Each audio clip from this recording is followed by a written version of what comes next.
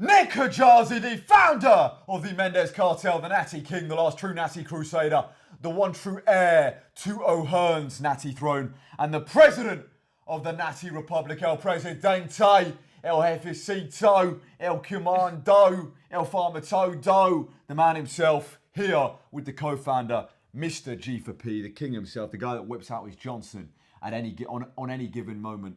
He'll just whip out his Johnson for fun. Let's get down to bloody business. It is the rest day Q&A. On my rest days, I answer questions from the YouTube comment section on the Operation Shredded series. So if you've got any questions, put them in the comment section. I'll answer them next rest day. We picked the best 10. Let's get down to business, governor. All right?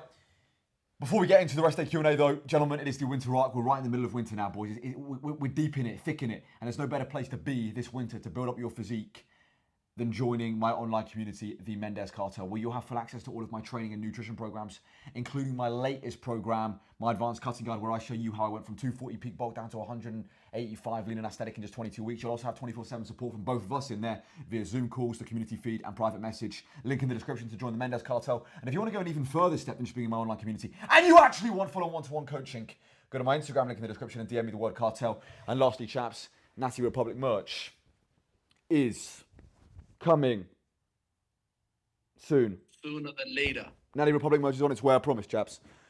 All right, let's get down to it. First question is from P. Dot. Can you take creatine on a cut or will it make you more watery? This idea that people trying to stop, this idea that you need to stop taking creatine on a cut because it makes you more watery or it's going to make you look fatter and more bloated. You know what's going to make you fat? Having too much body fat. You know what's going to make you look more bloated? Having too much body fat, carrying too much fat. If you get lean enough, creatine's not going to do anything. You should be taking creatine year round, whether you're cutting or bulking. Okay? Take creatine on a cut just like you did on a bulk. It makes no difference. What's going to get you in shape is not taking creatine out of your nutrition. What's going to get you in shape is just losing body fat. Get lean, and then you won't have to worry about being watery. Just get lean, take off body fat, and you're going to be lean, whether you take creatine or not. So make sure you keep creatine in. It's the greatest natural supplement of all time. Do not take it out. Just lose body fat. It's that simple. What do you say in that regard, bro? Good line, man. You stole my line. What was it? That. No, yeah, I 100% agree. I 100% agree. Like, creatine, just take it year round. It's just gonna make you look better. That's it. You know, it's gonna make you look better. It's gonna give you greater performance benefits, and that's it. Just take it. Yeah, and it makes your piece taller. It makes your piece bigger. All right, next question is from Cess. Are you 5'10" already? 5'8" officially. All right, next question is from T-Suna, from Tuna. Is he really 90% body fat? Because he looks closer to 13 to 40% right now. Start a discussion. I would say more like, 21. I think that's spot on. 13 is just spot on. Yeah, I would say 30. Yeah, I don't know, man. I think it's people underestimate like 10% body fat shredded. Like, at 10% body fat, you're diced. There's people on natural bodybuilding stages that are 10% body fat and they look incredible. Like you. No, that's also not true, bro. Bro, like, no, it is. 10% body fat's diced, bro. Like, hardly anyone's there. No, it's lean. Is it the 10% It's body fat? Diced. Lean. Diced. No. Striated quad. No, but not feathered quads. Feathered quads. Not feathered quads either, bro. Yeah. Very, very, very lean. Very lean, but not like. Because like my 8%. 8% is when it gets freaky. No, I think 10% you have. It depends on the person. Like at 10%, my quads are naturally like. So it's hard, and I don't even like these body. It's so stupid to do body fat numbers. It's so stupid. How do you look? How do you look? Like this discussion is the dumbest. It's the most stupid fucking shit ever. We're not even gonna give this time. All right, next question is from Callum. How can I stop getting injuries? I keep getting usually neck strains when doing barbell exercises. I do high reps, so it's not too much weight. Should I stretch before my workout? We've never stretched. We never will stretch. We don't believe in stretching. When it comes to stop getting injuries, bro, just keep train with good form, train consistently. And if you've got a neck strain, what do you mean by a neck strain is not an injury, bro? I've got a neck strain right now as I'm speaking. You're always going to have some type of strain or some type of ooh and owie, some type of niggle. It's normal. A lot of people are actually pussies. They think that just having like a slight minor like tendon strain or a bit of pain in their tendon is an injury and they've got to stop training. You're always going to have some kind of niggle, bro. You've got to work through it. You've got to work around it. And you should be training heavy because training heavy is actually going to help you prevent injury in the long term. Training heavy is what's going to help build that bone density and connective tissue up. So don't go lightweight, bro. Start training heavy. What do you say in that? What do you say in that regard, bro? What I would also suggest, bro, is film yourself and watch it. Like I think something must be wrong with your technique too, bro. Yeah. So film yourself, watch it, and just nail form. And yeah, But yeah, keep on training, bro. Keep on training. Don't stop training. maybe your body hasn't adapted. It's sometimes like when you first start doing new movements, your body goes through a period of time where it goes through a little bit of pain before that connective tissue and bone density really adapts and your body gets used to it. So a lot of the time it's just your body getting used to the exertion and the intensity of the movement and the stress being caused by the exercise. So it's not necessarily pain, bro. There's a big difference between discomfort and injury. All right, next question is from our man. You need time to timestamp your videos for this channel to truly grow. I swear YouTube does that automatically. I'll look into that. I swear YouTube does it automatically there. All right, next question is from Darren Meehan. How important is mind muscle connection? I find it difficult to know if I'm using my chest enough or is it all arms when benching. So yeah, mind to muscles. Darren, by the way, Darren's one of our one-to-one clients. So I love Darren, man. Darren, mind to muscle takes time to develop. It's a skill. It's like learning to play chess, or it's like learning a foreign language. It takes time for your mind to really adapt and get in that mental mind frame and really have that, and for your mind to really enter that zone where it can really it's more receptive. So the mind to muscle connection is not something you're going to get overnight. It's going to take time, and it's a lot of people think it's bro science, but it's not. Arnold really mastered it. It's really about locking in that contraction and feeling the contraction, and that all comes from having good form. That all comes from working and prioritizing good form. And over time, the more experience you get as a lifter, the more that mind to muscle will come in. A lot of gym newbies in their first few years of training can't really get mind to muscle because they haven't trained long enough. It's just a matter of time, locking in good form, and that mind to muscle will come, I promise. What do you say, Juan? Yeah, 100% agree. I think it just takes time, and also like the more your muscles grow, the easier it is. Like, for example, like if you have no muscles, there's not much mind to muscle connection since there's not that much muscle. But True. the more you grow, the more the more you'll feel that contraction. I remember when I first started training, I couldn't really feel my lats. Like I would do the lat pull down, like the cable, and I wouldn't feel much. Like I wouldn't be able to even open up my lats. But the moment I started doing pull-ups, that's when it really started feeling that mind muscle connection, and that's when my lats grew the most. So a bigger muscle has a louder voice. It will talk back to you more. So again, it's just a matter of experience. The more you train, the more that mind to muscle will develop. All right, next question is from Connor Robson. If you're 15, 5'8.5" and 63 kilo, I'm bulky now, how strict should my bulk be? Bro, how much you weigh and what your height is has nothing to do with how strict your bulk should be. Whether you're an IFBB Pro Mr. Olympia or a gym newbie, your bulk should be strict. You should try and, the stricter the better.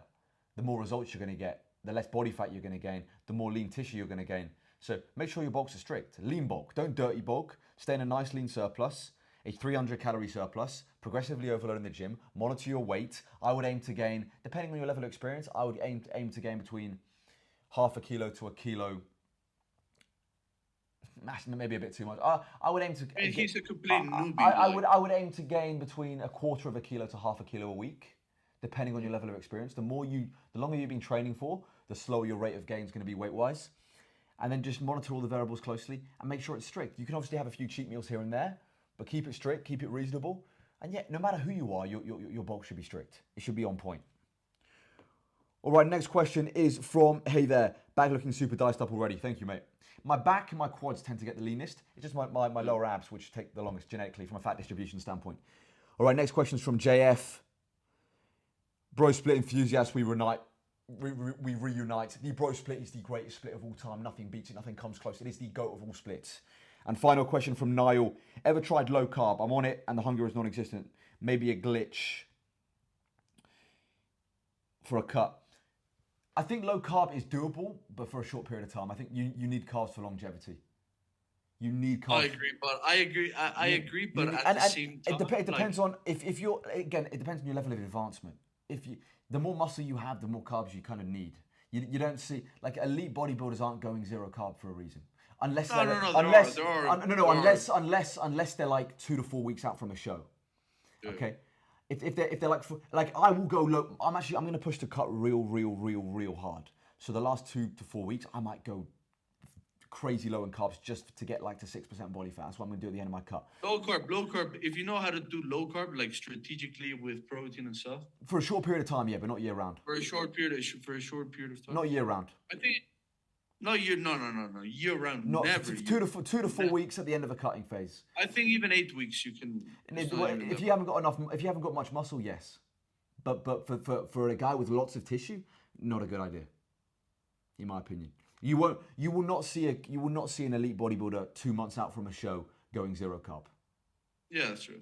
So you don't want to go 0 carb. You know, I would like if Chris Bumstead goes down to like 50 to 100 grams of carbs, like 2 weeks out from a show. No, but he does go low carb. Yeah, 50 to 100 grams. He'll go 50 to 100 grams like 2 weeks out from a show. He's not doing that 3 months out. So he's slowly reducing his carbohydrate intake as he gets closer and closer to his show. So I think there's a time and place for 0 carb, but the more muscle you have, the more fuel you need.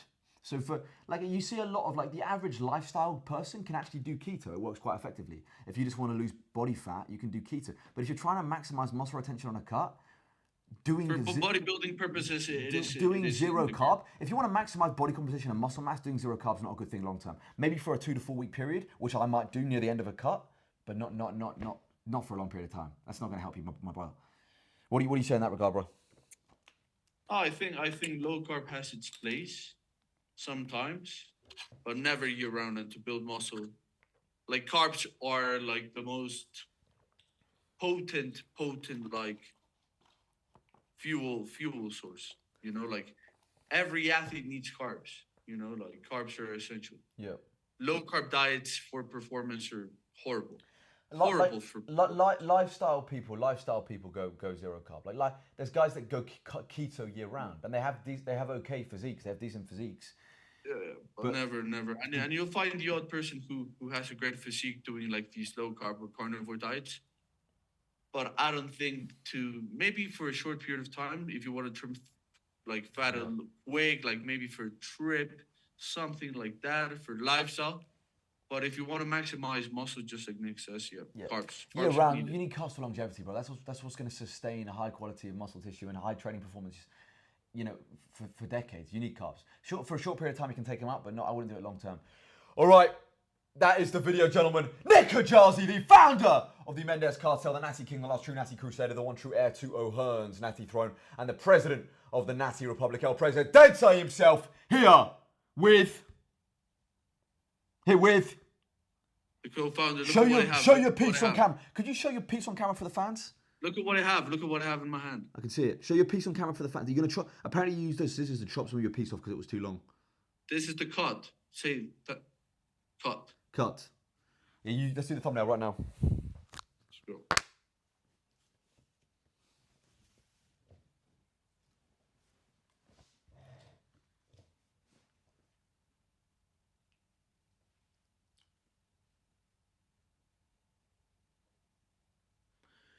All right, ladies, that's the video. Subscribe to this channel, follow me on Instagram and TikTok, join the Mendez Cartel, link in the description. If you're interested in one-to-one coaching, go to my Instagram and DM me the word cartel. Natty Republic merch is coming soon, chaps. And as always, long live King Charles III, and God bless Sir Winston Churchill.